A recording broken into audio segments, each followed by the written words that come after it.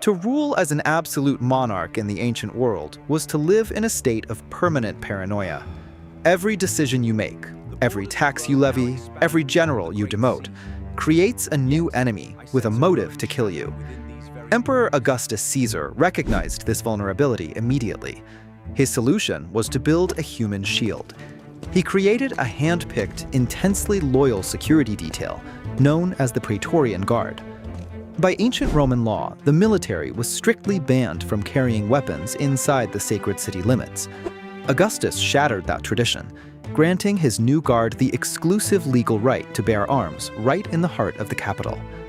Their initial mandate was clear and protective.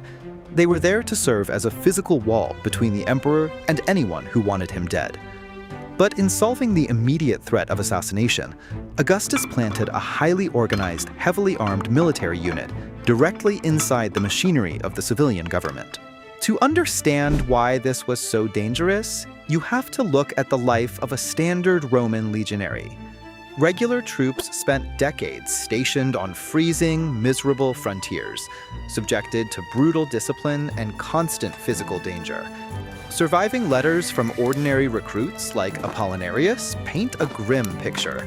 They worried constantly about surviving their deployments and scrounging enough money just to eat.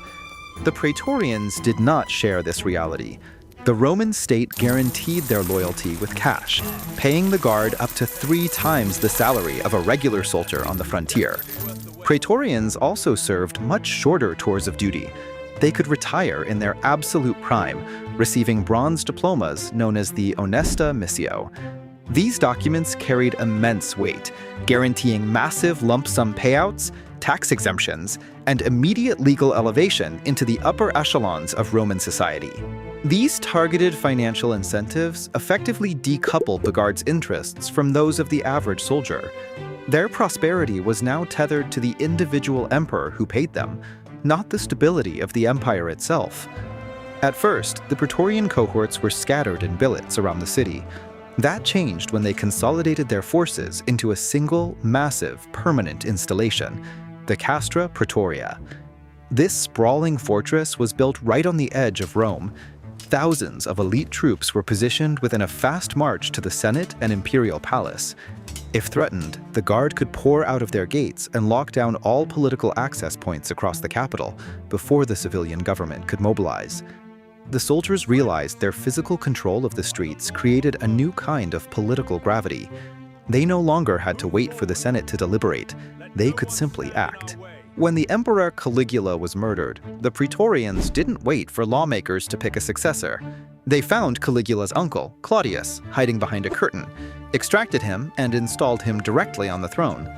The command of the guard evolved into a formalized political office.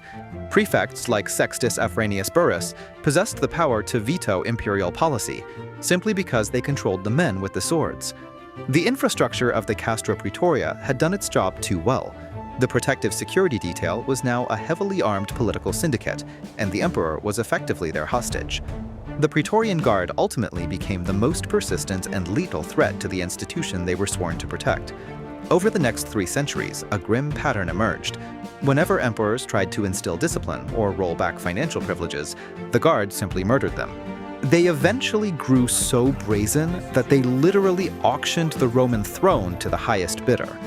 Political scientists have a specific name for this historical trap. They call it the bodyguards dilemma. To survive, a ruler must delegate the monopoly on violence to a select group of protectors. But once those protectors are armed and positioned, operational power transfers directly to them. Without independent courts or constitutional checks, the ruler is completely dependent on this inner circle.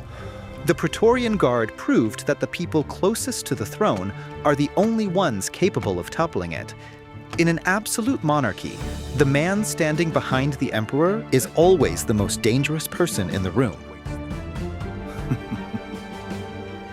Enjoyed this journey into the past? Hit like and subscribe so you don't miss what comes next.